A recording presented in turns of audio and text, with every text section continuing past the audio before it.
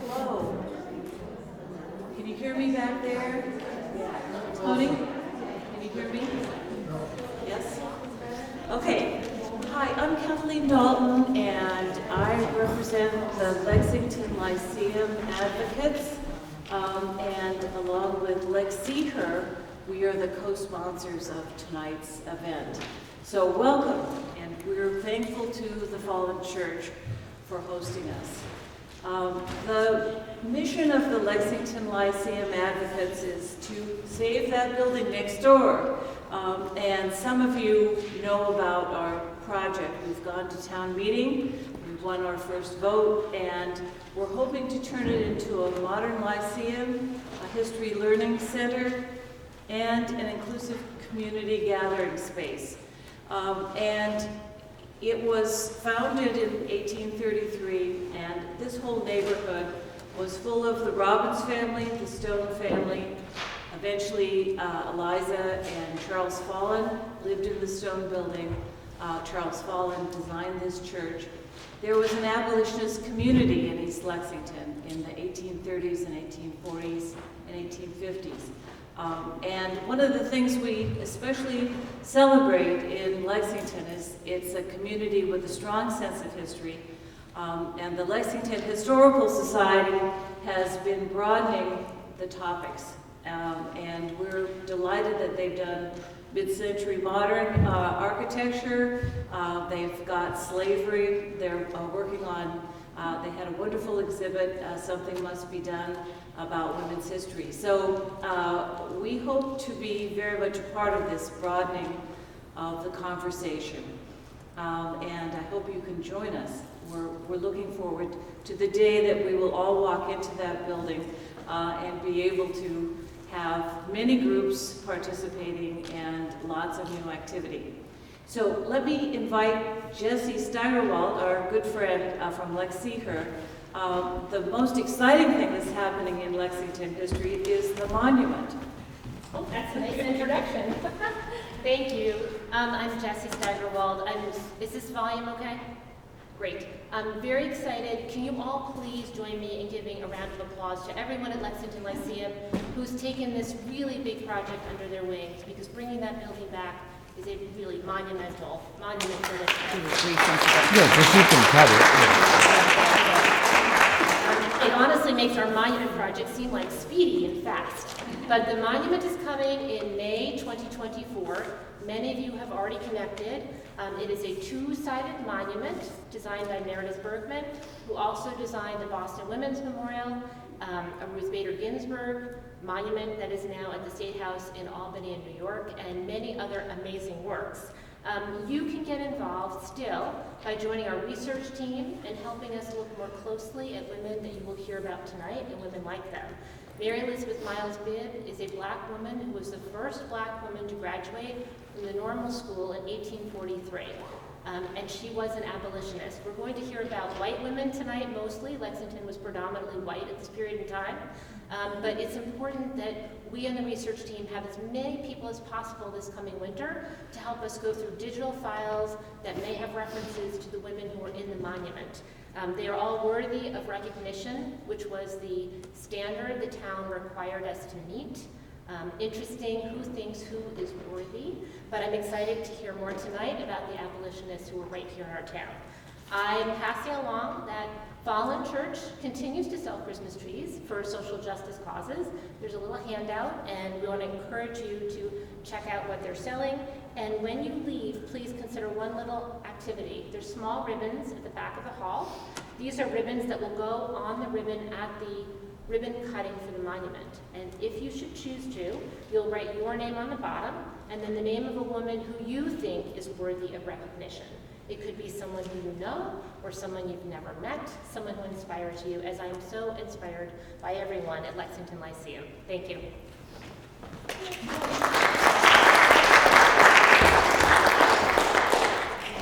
We're very fortunate tonight to have Ken Turino speak about women abolitionists and Christmas. I won't give you the whole story, but he works for Historic New England, has been a curator, an educator, a director, a producer, a filmmaker, and an author.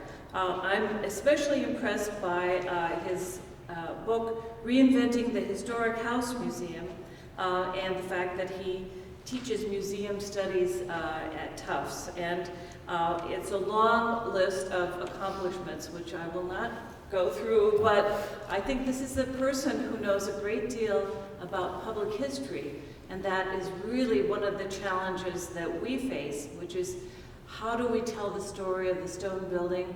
How do we tell the story of the Lexington women, who are so important, to a group of people who are very used to men as the major subject and the only subject of history. So please give a round of applause for Ken Turino.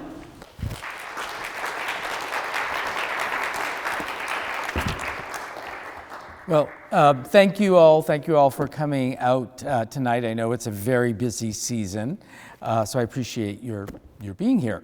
I am delighted myself to be here. I've heard about this church for decades and have never been, so I'm just very excited to be here and at the podium that Emerson used. So talk about history. You certainly have it here. Well, what I hope to do today is talk about a couple of different things and show how they're interrelated. I do a lot of programs on the history of Christmas. In fact, my book, I was telling someone here, Michelle, that my book on interpreting Christmas, Hanukkah, and Kwanzaa went to the publisher last month. So I'm very excited to have that kind of done until I hear back from the editor. So I know a lot about this topic. What fascinated me several years ago is when I started researching this about the role that women, specifically female abolitionists, played in the making of Christmas that we know today. Is not very well known, and I think it's a story worth knowing. We do have a chapter in our book about it.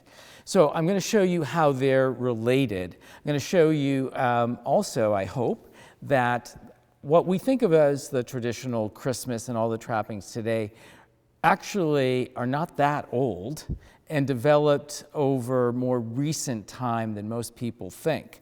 And I really want to show what the female abolitionists, what the women abolitionists did to that. So I'll give you some basic background about Christmas as we go through this story, and then I'll open this up at the end to any of your questions. So the celebration of Christmas today is for many the most important holiday of the year. The history of Christmas in America is a rich tapestry of traditions shaped by a diverse array of religious, cultural, and historical factors that evolved over centuries. Now, Christmas celebrations in our country varied by region and in cultural background. Many of the customs we take for granted developed, as I said, slowly over time. And just to give you an idea of the different traditions that come into our American Christmas, I've had the pleasure of visiting this place, this church in New Mexico. It has been a place of worship since before its construction in 1813. Now, Christmas traditions in New Mexico are influenced by Spanish, Native American, Mexican, and Anglo-American traditions. Different groups of people brought their traditions with them. The French in Louisiana, and particularly New Orleans, would bring their Catholic traditions, or brought their Catholic traditions. That would include a midnight mass, and after that, what you're looking at is the Reveillon. It was a major meal held after midnight mass. And I know some of the French Canadians coming into our area, New England, also celebrated the Reveillon. Now, the original settlers to New England, the Puritans, avoided the celebration of Christmas for two main reasons. Can anyone tell me what one of those might be, if you want to raise your hand? Anyone? Why were the Puritans so against the celebration of Christmas? They were so against it, they made it illegal. Yes? Wasn't it sort of a drunken holiday? Yep, That's one of them, right? And what's the other? Anyone know? The Bible does not say December 25th, that very day was Christ's birthday. So those were the two main reasons. And indeed, the English Christmas festivities, go here, as you can see, were quite excessive. They included exchanging gifts for goodwill, dancing, songs, feasting, begging, and lots of drinking. Now, southern colonies, particularly Virginia and others, it was a time of feasting, maybe not as rowdy as some of these English scenes, but they, with their religious affiliation with the Church of England and Episcopalians, to some degree did keep that up. Let's go on here. So what I want to do is now focus on, that's just setting the stage, focus on what the female abolitionists and their role in the development of Christmas and what that entailed. Now, we have to talk a little bit more about Christmas here, and I'm showing you a very famous image. The period I'm focusing on, 1830 to 1850s, the Christmas we know was only beginning. Many of the traditions we think of today were, in fact, in their infancy. In the first half of the 19th century, the Christmas tree was just coming into really existence, brought to America by German traditions. It wasn't even a national holiday or tradition in Germany until the 1830s. What you're looking at is one of the most influential pictures. People learned about Christmas trees first by reading about them or seeing images like this. And does anyone know who the couple is here? That's it, Victoria and Albert. On the left, you see Victoria and Albert from the London Evening News, and that was from 1848. And then 2 years later, it comes to America. They use the same image in Godey's Lady's Book. Again, that's how people found out about the Christmas tree. The very first image we have of a Christmas tree is from the Pennsylvania countryside, done between 1812 and 1819. So we know it was in use by that time. Now, St. Nicholas, whose feast day was last week, was in the process of becoming Santa Claus. This is actually the broadside or a poster for the New York Historical Society when it was founded in the 19th century, and they had as their patron saint, St. Nicholas. Thanks to Washington Irving and in his books, and in the Knickerbockers in New York, who were Dutch descendants, they were hoping and trying to transform Christmas from that rowdy English celebration, which was in the former Dutch colony, and turn it into a much more milder celebration. So St. Nicholas is going to evolve into Santa Claus. But look at this Santa Claus. He's got blonde, wavy hair, he's young, he's tall. This is, people don't understand. We did not have a clear image when Santa Claus was first being promoted of what he should look like.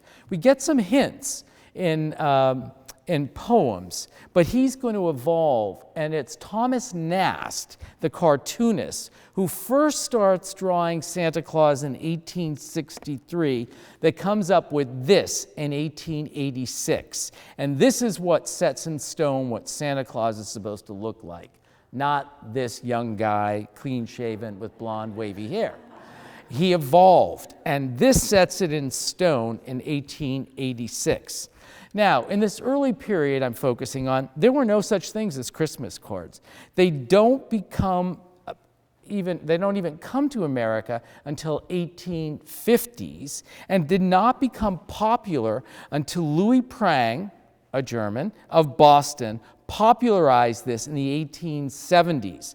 Now I want you to look at, oops, I forgot about this one. Oh yeah, I added this slide tonight. The other thing about Santa Claus I wanted to tell you, something big happened in 1889.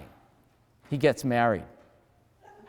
There was no Mrs. Claus before that. A Massachusetts author, Catherine Lee Bates, and Goody Santa Claus creates the character of Mrs. Claus. And there she is kissing Santa there. So he's only been married for a little over a century.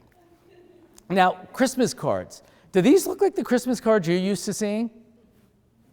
They're about the size of a business card. No, look at the imagery. Butterflies, robin's eggs, blueberries. These Christmas cards were small, as I said.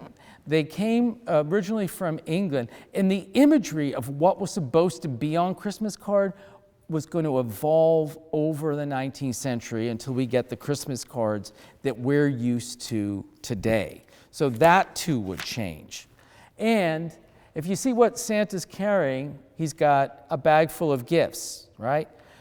Presents were not wrapped up until the 1890s. And it was Massachusetts, first a Maine firm, Dennison's, and then Framingham, Massachusetts, that started creating first stickers to go on white plain paper, which would be used to wrap a gift starting in the 1890s. And then Dennison started printing the patterns you see, copying those holly stickers into patterns. So presents were not even wrapped before the 1890s. Now, these are some of the female abolitionists who played a key role in the abolitionist movement, and we're going to meet many of them, but not only in abolitionists, but in Christmas. Now, one of the earliest customs that we have associated with Christmas, one of the earliest, is the holiday fairs, and it was the female abolitionists who really sort of perfected that. And this is one just to show you a variety. By the 1830s, the Christmas season was becoming a popular one for fundraising fairs, and it was done mainly by churches. We're in the season now. I think this might be the last weekend with them coming up. And why were the female abolitionists doing this? They wanted to finance the abolitionist cause. They organized bazaars that sold donated gifts, many of them handmade, that trumpeted anti-slavery messages to promote abolitionism. So the church fairs, and this is my town's. I live on the North Shore, Nahant, and this was our fair a few weeks ago done by the Women's Club there. So these fairs, these bazaars, to raise money for a variety of causes, sprang up on both sides of the Atlantic in the 1820s and the 1830s. And let's talk a little bit, though, about what the role of women was supposed to be to understand what the female abolitionists were doing. So the cult of domesticity in the 19th century was a philosophy that sought to define gender roles. It said that a woman's place was in the home, where her superior virtue was to create a strong, morally uplifting environment for her children and husband. A man's place was in the more corrupting and violent world of work and public affairs. Women were equated with virtue and purity. Middle and upper class women devoted time to helping charities that sought to help the poor. Good causes that a woman might participate in were Bible societies, educational institutions, both of which were extension of domestic duties. So the idea that a woman would engage in public speaking and commerce went against the domestic sphere and represented a challenge to accepted norms. What I'm showing you here is an 1829 cartoon showing British-born reformer Frances Wright, who was touring the United States and lectured against slavery. That year, an artist published this cartoon making fun of her. It depicts Wright standing near a table and giving a lecture, but she has a head of a goose. The title says, "Wright deserves to be hissed." According to the artist and many others, women should not speak in public, and the public should not care to hear what she has to say. Another thing that was changing in the early 19th century was women going more into the workforce, especially lower middle class and working class, especially in the urban centers of the Northeast. East. For these women, this meant supplementing family income by working either in industrial mills, as domestic servants, or vending on city streets, possibly becoming a teacher, and so on. So the role of women is starting to change. Now, I should say, abolitionism in America dates back to the 17th century. The American beginning of abolitionism as a political movement is usually dated from the time of this newspaper, The Liberator, in 1831, when William Lloyd Garrison published the first issue. Okay, and that would be published up until 1865. It was the most widely circulated anti-slavery newspaper during the antebellum period and throughout the Civil War. Published in Boston, edited by William Lloyd Garrison, who was a leading, here you see him, a leading white abolitionist and founder of the influential Anti-Slavery Society. Over the 3 decades of its publication, The Liberator denounced all people and acts that would prolong slavery, including the United States government. Okay. Now, one of the ways, besides the newspaper, that got the word out about abolitionism was by speaking. But remember, at this point, it wasn't really the role of women, and that would change. What you're looking at is an image of a Boston Common and Wendell Phillips speaking. These speakers traveled all over the country. Right next door at the Lyceum, I believe you had abolitionism speakers. Lyceum movement was very popular in the first quarter and second quarter of the 19th century. Here's the Liberator, and I just want you to look at the right. It shows you the different counties, and if you look at the bottom one, it says that we're hosting anti-slavery meetings, and this the Middlesex County. And there's a real connection with Lexington here. I think many of you are familiar with Hannah Robbins of Lexington. She was a founding member of the Middlesex County Anti-Slavery Society, and then her daughter Julia became a worker raising money for the Boston Anti-Slavery Fair, which we're going to be talking about. It was Garrison who paved the way for women to have a key role in the abolition movement. He saw the power they had morally and the numbers to further the cause. So he encouraged women to create anti-slavery societies like these, and with these, the associated sewing circles. Between the years of 1825 and 1833, there were 73 active female associations in the United States. I'm going to talk to you about one in a little bit of a detail, and that is, in the 1830s, these societies, female societies, sprang up in cities like New York, Cincinnati, Philadelphia, Boston, Rochester, Providence, Salem, all over. This group is the Salem Anti-Slavery Society. It was one of the most successful and long-lived societies. And this one was established by and for free black women. Like most free black anti-slavery societies, the Salem organization addressed a variety of issues important to free blacks in addition to the campaign against slavery.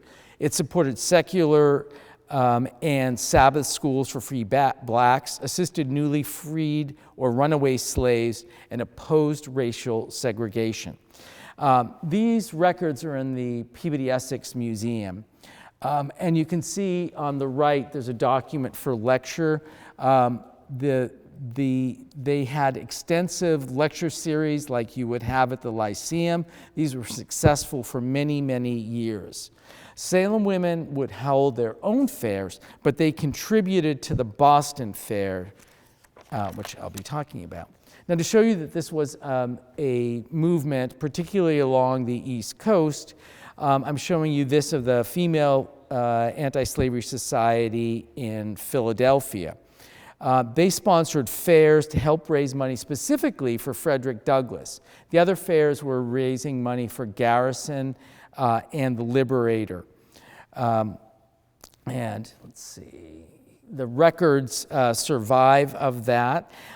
This was one of the few racially integrated societies, and that was even rare among the female societies to be integrated. And here are two of the founders of that group. Grace Bastille Douglas on the left, the older woman, and her daughter, Sarah M. Douglas. They developed a close friendship with Lucretia Mott and the Grimke sisters, Angelica and Sarah, who I know visited Lexington and spoke, and I believe maybe taught here. This friendship eventually led these women to create the Philadelphia Female Anti-Slavery Society, because they were not permitted to become members of the Anti-Slavery Society in Pennsylvania because they were women. Another local group here in Massachusetts was established in Lynn. They were often unwelcome at men's anti-slavery meetings, so they formed their own organization in 1835, and they had about 180 members. They held their own fairs, but also sent to the Boston Fair. Now, another way women were particularly active in the abolitionist movement was through petitioning. Lacking the right to vote in national elections, women sought to influence Congress through their constitutional right to petition. Congress received hundreds of thousands of petitions from women that addressed all aspects of the anti-slavery issues, including the slave trades, the Kansas-Nebraska Act, expansion of slavery in the territories, and so on. And this represented one of the most important grassroots works for women abolitionists in the 1830s. Now, most of the female abolitionists formed sewing circles, and this is one of the few images I've been able to find of a sewing circle.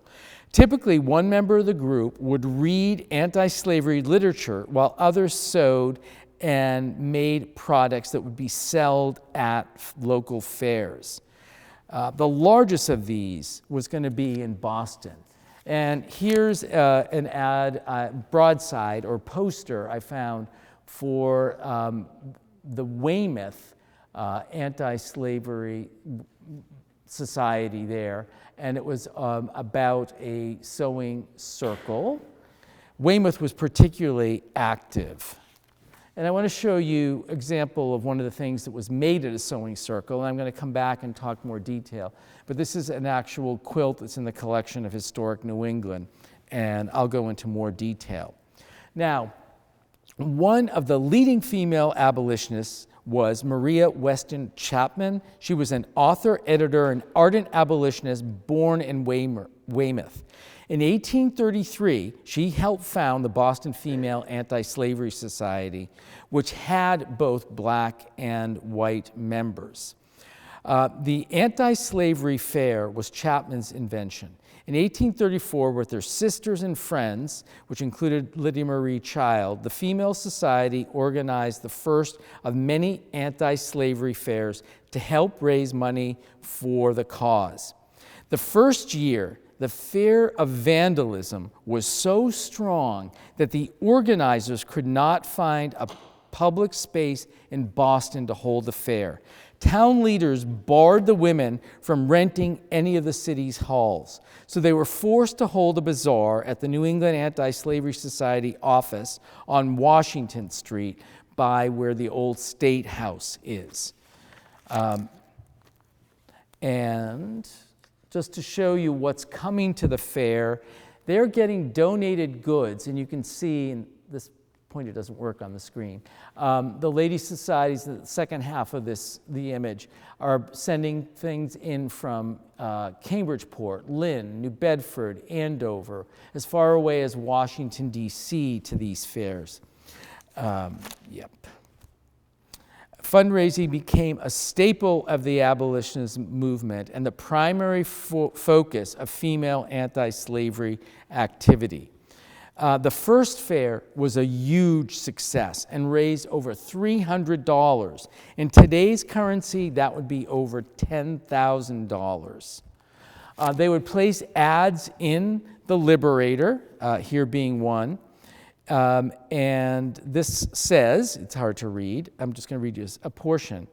Upon consultation and advice with the friends of the cause in various parts of the state, to hold a fair during Christmas week and to spare no exertions to make it a pleasant and profitable occasion to the good old cause, which every year's effort makes dearer and dearer, and that cause being abolitionism. Here's an ad in the Liberator that for women in Lynn having their anti-slavery fair, and it's signed by Lydia Marie Child and Caroline Weston, the sister of Marie Chapman Weston. And what these towns would have their own fairs, like Lynn, but they would also donate goods. And sometimes, if their fair was before the fair in Boston, they would send their unused goods. And here, by signing this, Lydia Marie Child, it's the Boston women offering support to the Lynn women. Now, generally, these fairs were held just before Christmas. This was an opportunity, too, with these female groups corresponding with each other to help women develop these organization skills they needed for the fair. And I'm just going to show you a couple broadsides or posters to show you, that wasn't just Boston, although that becomes the biggest in the nation, but Weymouth, this one in Worcester from 1841. This one is the Boston one. It was noted here that this was an opportunity to purchase articles of use and beauty. Among them are the elegant donations of friends in France, Switzerland, and Great Britain. So the female abolitionists here, particularly with Chapman, developed networks, not just across the country here in America, but in Europe. In fact, Weston actually moved to London and directed the fair for many years from her house in London. She used her connections in Europe to get these fancier goods devoted to the fairs. And this is one of the, this was a poem that was in the Liberator. I'll let you read it from 1839. But it's about fundraising. These fairs became more and more popular. Their slogan was, "Buy for the sake of the slave." So Maria Weston Chapman decided to extend the fair to 2 days. It just kept getting bigger and bigger, and it had to go to larger and larger facilities, including, finally, Faneuil Hall being one of them. The money went mainly, as I said, to fund Garrison's Anti-Slavery Society, which included the lectures that were going out across the country. These are in the collection of the Boston Public Library, just to show you some of the tickets from the different fairs and where they might be. Now, it was at a local fair or Sunday school, and I mentioned the fairs before, that people in the first half of the 19th century encountered an actual Christmas tree. So this is an image, another ticket for a church festival, and the image on the right is actually from a Sunday school booklet advertising the Christmas tree. At the 1830 fair, the decorations included an evergreen shrub. Historian Stephen Nissenbaum wrote, "If any of the articles for sale were actually attached to the shrub or placed around it, then it would, quote, have the honor of being the first public tree in America." So the Sabbath schools and churches were advertising in the newspaper, and this is one from Middlebury, Vermont, advertising that you would see a Christmas tree. Think about the first time you've seen a child, whether it was your child or a grandchild, see a Christmas tree and how their eyes light up and how they're excited about it. This was for adults too. They had never seen one in person. It was a new concoction.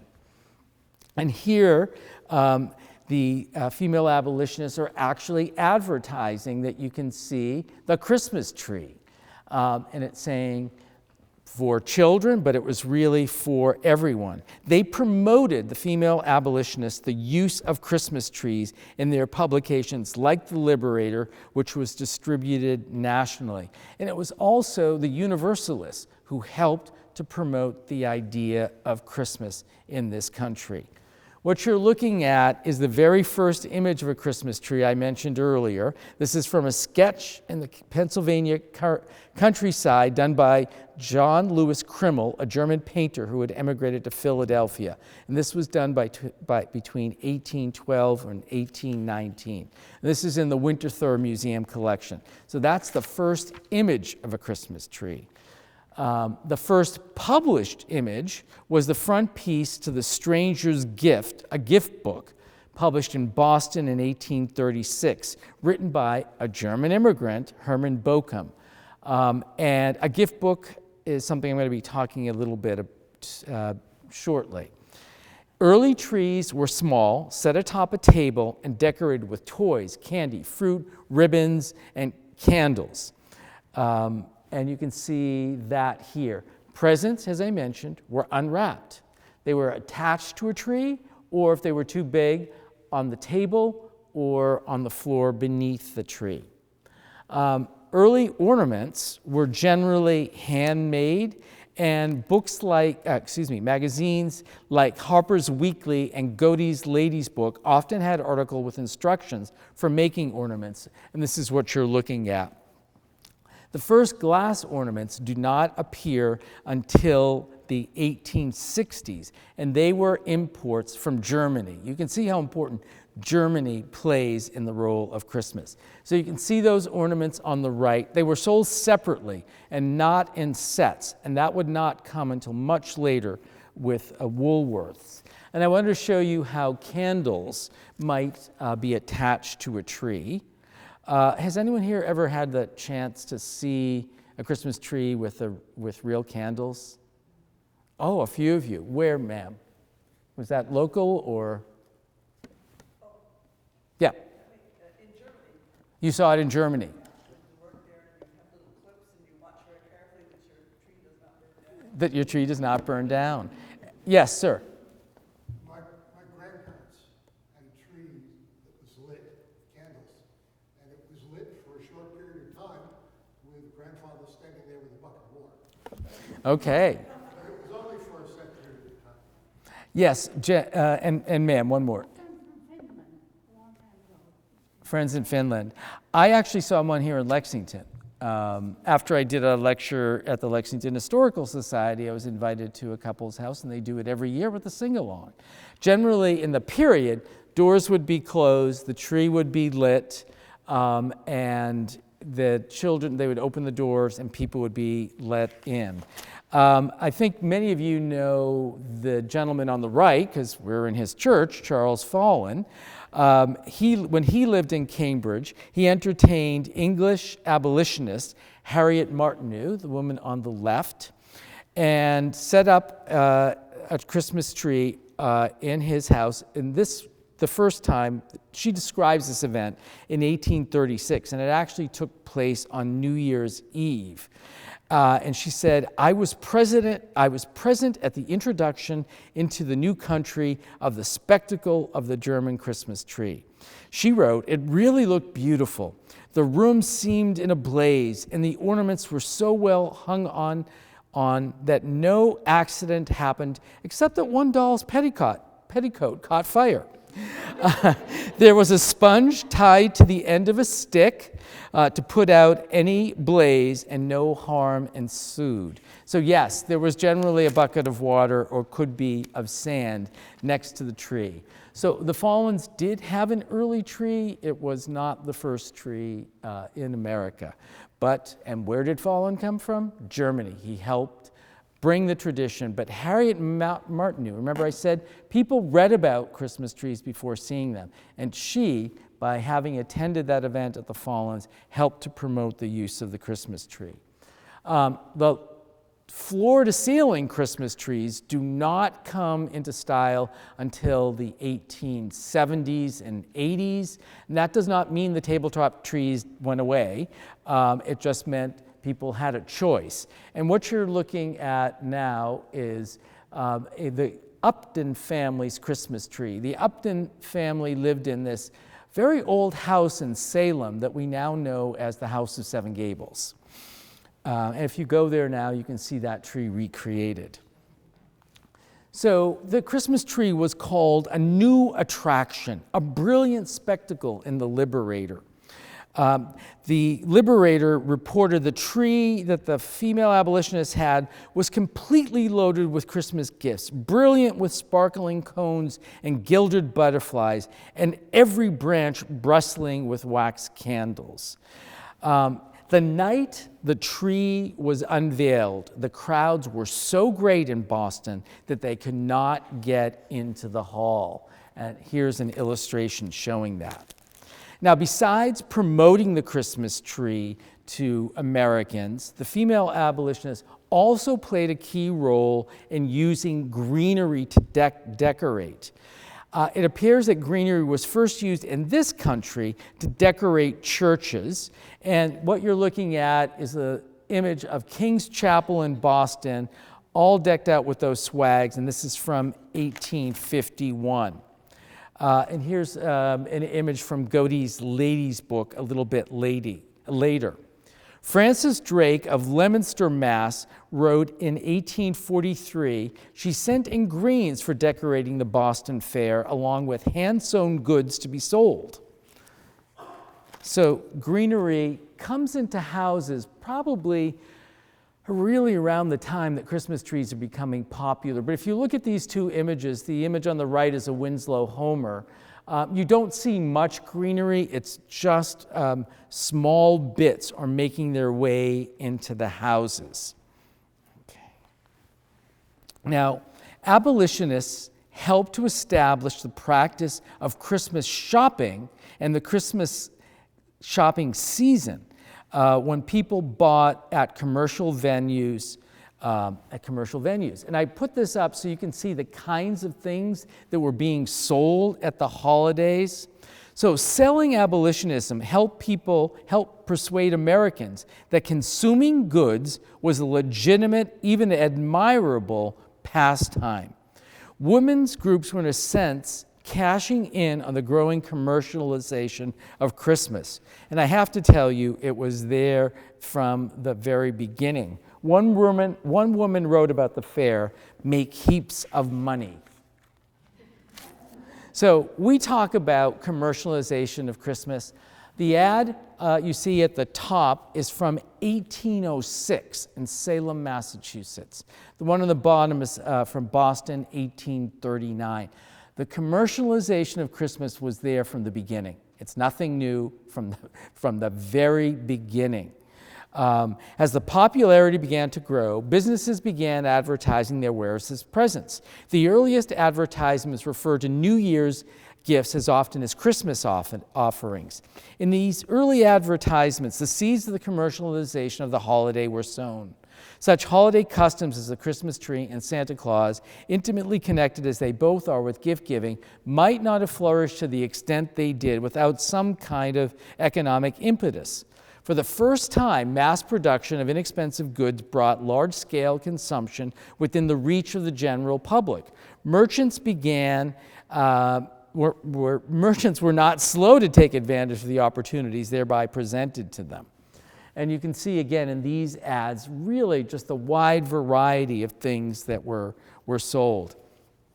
In fact, Harriet Beecher Stowe, an ardent abolitionist, as you know, and her story, Christmas, or The Good Fairy, published December 26, 1850, was already lamenting the commercialization of the holiday.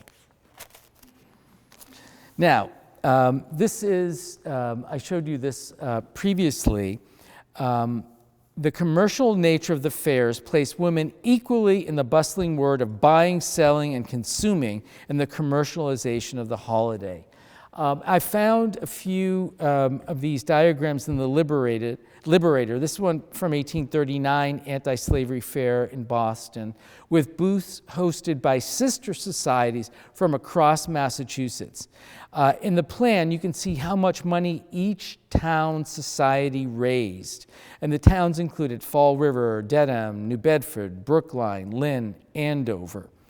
A sign above the entrance to the hall welcomed visitors. It read, "Freedom and truth, by these we conquer." And then, here's another one from Marlborough Hall in Boston. An article written by Maria Western Chapman and describes the fair at length. And she says, an interesting assemblage is gathered within. The anti-slavery the anti-slavery women of Massachusetts from all parts of their beloved Commonwealth are represented. So this is a different one. Unfortunately, I didn't see Lexington. I only have half of this one. So sorry if I left you out. It also says there was a refreshment table. The 1842 fair in Philadelphia had a poultry stall, including a fine porker, butter, cheese, chestnut shell barks, and a refreshment table piled high with pies and cakes, pickles, and other items from our country friends. And again, this would all be donated. Now let's look at some of the goods that were sold. And these are relatively rare that they survive, two, that you can identify them as being from the fair. But here is a handkerchief. Melissa Amidon was writing to the Lowell Female Anti-Slavery Society in 1835 when she wrote that these handkerchiefs were produced in the hope, quote, that the sad picture of human suffering, slavery, these two truly portrayed, may kindle in the breast of many a freeborn, happy child a glow of heartfelt sympathy and cause the tears to flow, and the infant offering to arise to heaven in behalf of those downtrodden ones.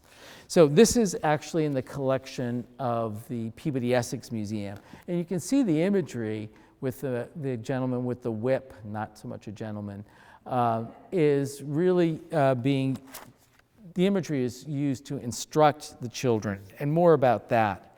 Documented artifacts that I said are rare. This quilt was made in 1842 by Quaker women of Clinton County, Ohio, and Wayne County, Indiana.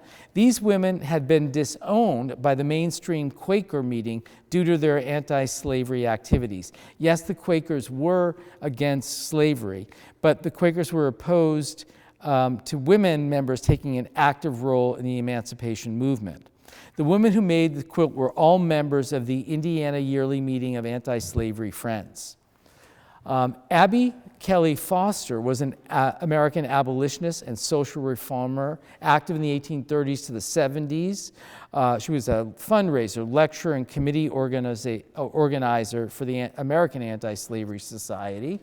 And here is a quilt that she made that survives, and I'll let you read the inscription on it. And this is now in the collection of the Worcester, Mass. Historical Society. Lydia Marie Child, I've mentioned her name a number of times, ardent abolitionist, born in Medford, Mass., was also an author, poet, and I showed you this quilt before. She made this quilt now in the collection of it's a cradle quilt in the collection of the Historic New England. The January 2nd, 1837 issue of the Liberator described the articles for sale at the fair, including a description of this quilt made of patchwork and small stars, and a transcription of the poem in its center. Here's the poem. The Anti-Slavery Fair was the third annual fair organized by the Boston Female Anti-Slavery Society. I know you can't read the inscription. I'll read it. It's hand-inked. Mother, when around your child you clasp your arms in love. And when with grateful joy you raise your eyes to God above, think of the Negro mother when her child is torn away. Soul for a little slave, oh then, for that poor mother pray. Also, letterhead with this imagery you see at the very top was sold at the fairs. We know that for a fact. This is in the collection of the Boston Public Library, and it was a letter from Angelina Amelia Emily Grimke Weld, an American abolitionist, political activist, women's rights advocate. She and her sister, Sarah Moore Grimke, are the only white Southern women who became abolitionists. And this is kind of an interesting letter because it's actually written to Queen Victoria in Britain in 1837, and it's regarding human rights and slavery. So it's really amazing that that survives. Also sold at the fair were these wafers. They could be detached and used to seal or close envelopes. And, you know, I put blow-ups there. I'll just read one. Man stealers, the worst of thieves, in comparison of whom highway robbers and housebreakers are innocent. So these could be used on envelopes. And by doing that, people are actually, showing that they support their cause and advertising. A couple of banners survive. Banners were hung at the anti-slavery fairs. These, the two I'm going to show you, are in the Andover Historical Society's collection. The November 8th, 1839 Liberator lists that fine linen from Andover, like the Smith and Dove Company, was for sale, but also banners. And this is a Smith and Dove's banner. They were active abolitionists and appear frequently in the Liberator, and they were from Andover. And this is another one, again, showing you scenes of injustice. Although this image is a little bit later, potholders were frequent items for sale. Again, first they were mainly handmade items. This is in the collection of Historic New England. But that's going to change over time through Chapman's connections, especially in Europe. This is a list from the Ladies' Anti-Slavery Society of Perth, Scotland, to Maria Western Chapman in 1850. And this lists all the items that are being sent from Scotland. They captured abolitionist beliefs. Remember, the goods were being sold essentially as propaganda. And you can see that in this reticule here, a bag which could be used, if you're carrying the bag out, you're actually advertising that you're an abolitionist and promoting it. Oftentimes, pamphlets and books, like you see booklets on the right, would be used in a bag, taken to those sewing circles I mentioned, and read at the sewing circle. A couple pin cushions. These are in the collection of the Lynn Museum and Historical Society. Again, they're advertising. Here's another pin cushion, remember the slaves. A needle case like this would serve both as a handy tool and as an expression of a woman's political convention and conviction. This is a sampler from the mid-19th century. This is in the Philadelphia Museum of Art's collection. This teapot has a really interesting history. It belonged to the James Buffum family of Lynn, and it was part of a set that belonged to Buffum. He was a Quaker. In the early 1840s, he befriended Frederick Douglass when Douglass published his autobiography in Lynn. By doing this, he revealed his location, and in doing that, he risked his freedom. He was a runaway slave, and people were sent after to capture him. Douglass was sent to Britain with Buffum, and later, while there, his freedom would be purchased. That was hugely controversial because many people said, why are we doing that? He should be and always was free. Family tradition says that this tea set was bought at one of Boston's anti-slavery fairs. It's now in the collection of Historic New England. And just to show you that this is a bag, and it's in French. It belonged to the Breed family of Lynn, a silk purse. And in French it says, remember the slave. So this was probably an imported item that came from France. Now, you've seen this image a number of times, so I should explain it. This was designed by Henry Weber and modeled by for Josiah Wedgwood, China, in 1787. The medallion incorporates a number of designs and literary sources, and it was inspired by the seal for the Society of the Abolition of the Slave Trade in England. And it depicts an enslaved man kneeling and chained with clasped hands. Am I not a man and brother? So that image is going to be used over and over again. And they were meant to be worn, this medallion, by both men and women. They could be put into bracelets, jewelry, decorate snuff box, and so on. And here you can see that image used again. Copies of Wedgwood's anti-slavery medallion circulated in many different media, as evidenced by this cologne bottle, which was likely produced around 1833. And later on, I found ads in the Liberator of those attending the Boston Bazaar could find cologne bottles of Old Sèvres, scented oil, and Paris soaps, as well as perfumes. So the move is going away from some of the handmade goods to these fancier goods. Now, books, you can see juvenile books in this ad for gifts, and then you actually see a gift book. I mentioned those gift books before. Books were on the cutting edge of a commercial Christmas. And the female abolitionists were not slow to take advantage.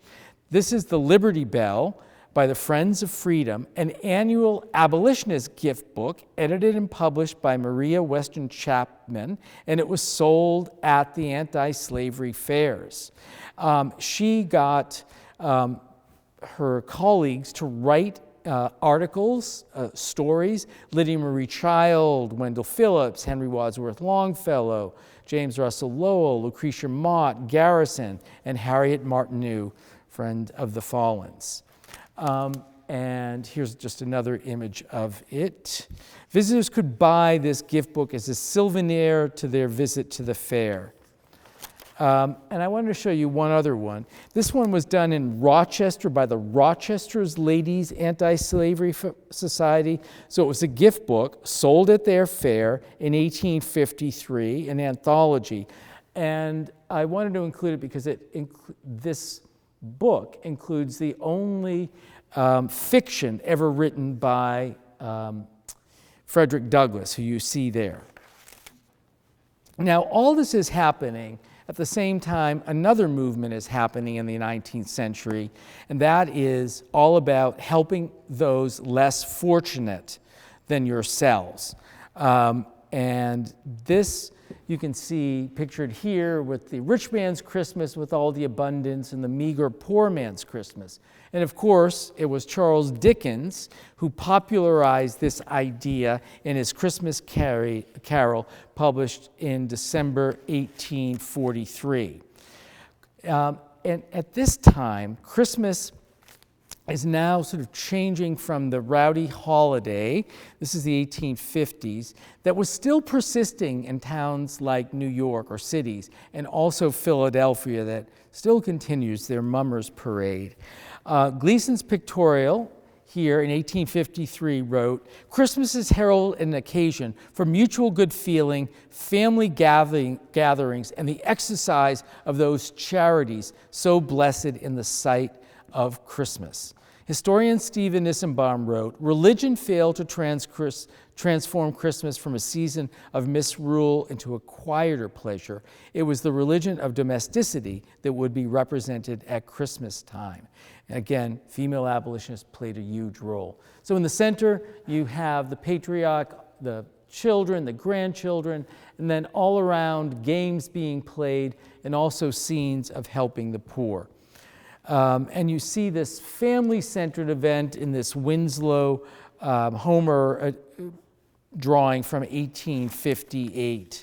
Now, it was during this time that attitudes towards childhood changed, and it became a special time for children. They were no longer treated as just little adults. And the central purpose of the family was not to just instruct children, but to also provide for their happiness. So, two aspects of the late Victorian holiday, remembrance of the poor and increasingly elaborate display and consumption, existed side by side. This ad here mentions children and children's goods. So what kind of gifts were children generally getting? On the left is a doll in the Lynn Museum collection of Annie Jenkins of Lynn, who received this doll in the 1860s. Annie Jenkins wrote, "She was sitting under a tree, laden with presents. What other presents I had, I do not remember. The only of any importance was my beautiful dolly." And the image on the right was a gift from Santa Claus in 1853 to Edith Longfellow, daughter of the poet. At the Abolitionist Bazaar, though, many items were sold to instruct children about the evils of slavery, including Uncle Tom's Card Game, where players are dealt cards and decide which family they would like to complete.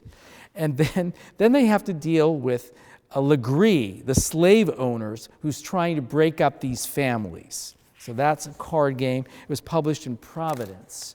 Also, the anti-slavery alphabet was published in 1846 at the Anti-Slavery Fair in Philadelphia.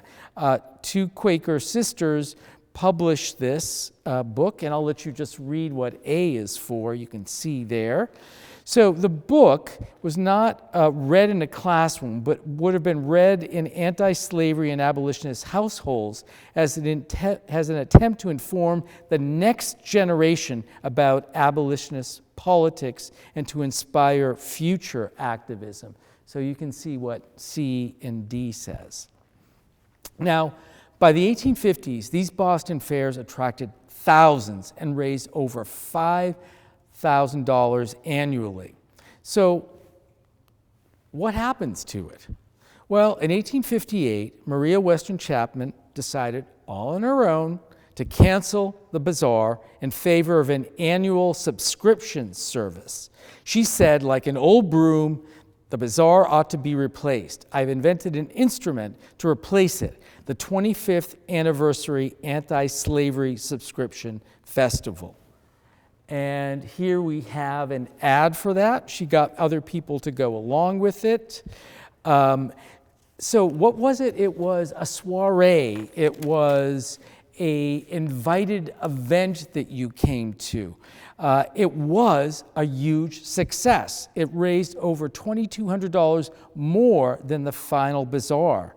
Chapman said that the fair had become passé, and she argued that the anniversary, an exclusive invitation-only soiree featuring music, food, and speeches, was more au courant. It would raise more funds than the bazaar. And it did. It actually did do that.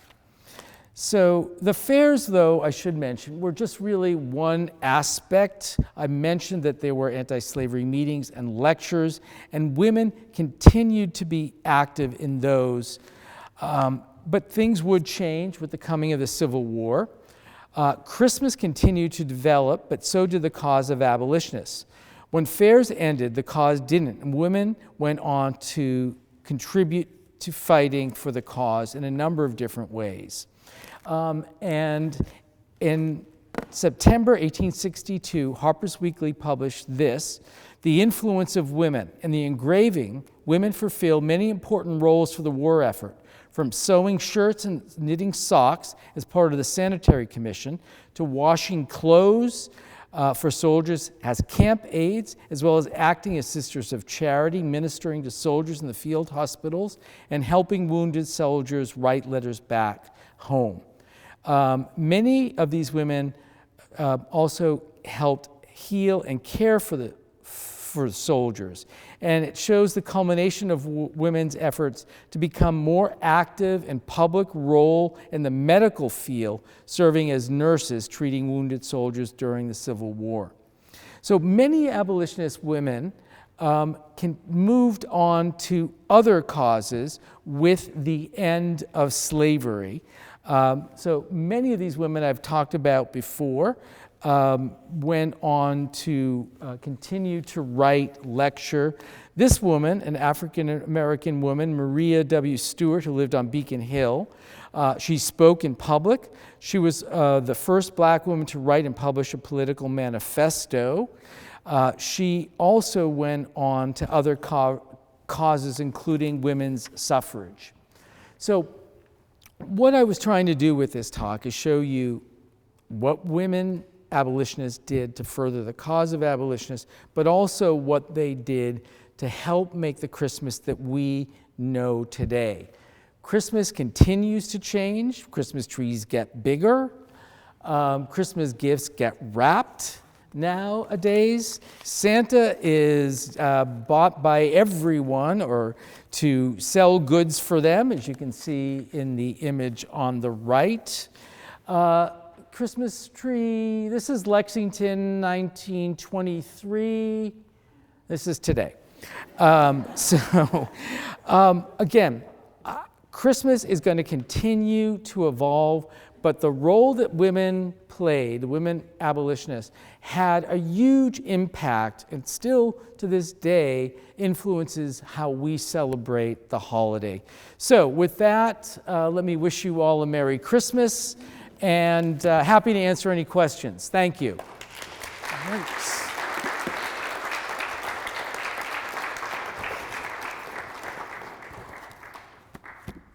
I've overwhelmed you. Any questions? Yes. I saw Eliza Fallen's name on various parts of the anti-slavery bazaar, and she was widowed then. So did you find her in various? Yeah, I not as much as I had. I did do some research, but yeah, she was involved. Her husband seems to have been more so involved, but she did take part, and I believe she took part here in Lexington too, and was involved. She was a supporter of the cause. But yeah. She was one of the original founders of the Boston Female Anti-Slavery Society, Eliza. Was she? I didn't Yep. find her name, She but was. I'll double check. Also, just as maybe an interesting point, the quilt that you showed by Lydia Mariah Child and the inscription on the center of that quilt, that's a poem that Eliza Fallen wrote. That's a poem by Fallen? Mhm. I That's did not know Eliza that. Fallen. See, I'm Yep. so glad I came to Lexington. Really? Yep. Okay. I've not seen that in anything in our Historic New England's write-up, so I'm going to tell the curators. That's great to know. Yes? You mentioned that you had not seen many, drawings or sketches of ladies sewing circles, and I wonder if you knew of, there's a painting that the Unitarian Church in Concord has from the time of the Civil War. It's a sewing circle. It's a beautiful little painting they have. And you could go see it there. So where is it again? It's the Unitarian Church, the First Parish Church in Concord. Thank you. That's Yeah, great. It's a beautiful impressionist. I mean, it's a beautiful little painting. Yeah. Excellent. Nope, did not know about this. Yes?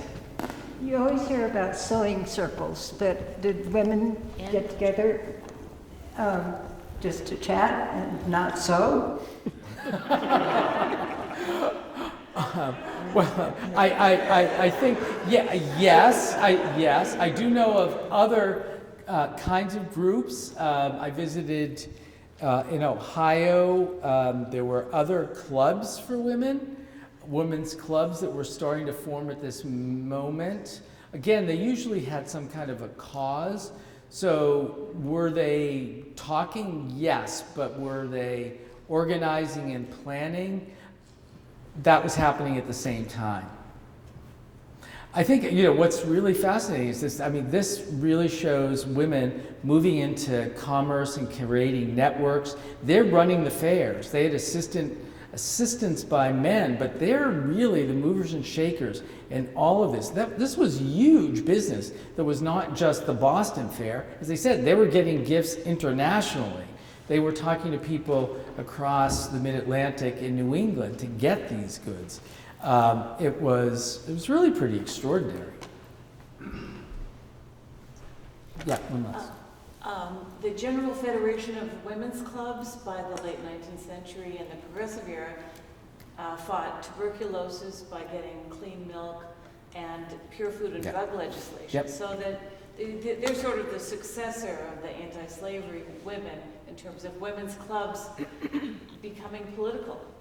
Right. I mean, there was a whole. They went into suffragette to become suffragettes. There were many causes that these women then went into. It just shows this was one of the first really active societies that they did. And I know women organized for labor. The biggest strike up to its day in the 1850s was a women's strike in Lynn, Massachusetts. So women this was a real shift happening in the middle of the 19th century. Okay, I've got two more and then, yeah. Both. Two, I don't care. I just wanted to say this is interesting to think of this having led into also the ecological movement where Mrs. Hemingway organized a boycott of French millinery using egret feathers, and I believe she was the founder of the Mass Audubon Society as a result, and we have egrets to this day because of her, and her ladies then helping to recruit their powerful men husbands to do that. Good. But this all becomes clear as a continuum from the abolitionist movement onward. Good point. Yeah, that's great. I'm not a Christian, but what I came to know with all this over the years, women ruled, women took the road no matter what, right? Yes. Yeah. This was major. This was a major change for women's roles in society. It really was, and they were effective. Yes. They were criticized. They were strong. I didn't go into that, but there's a lot of literature, men criticizing women for doing this kind of thing. But Garrison, they had a real champion in Garrison, and he helped a lot. All right. Well, thank you, everyone. Have a good holiday.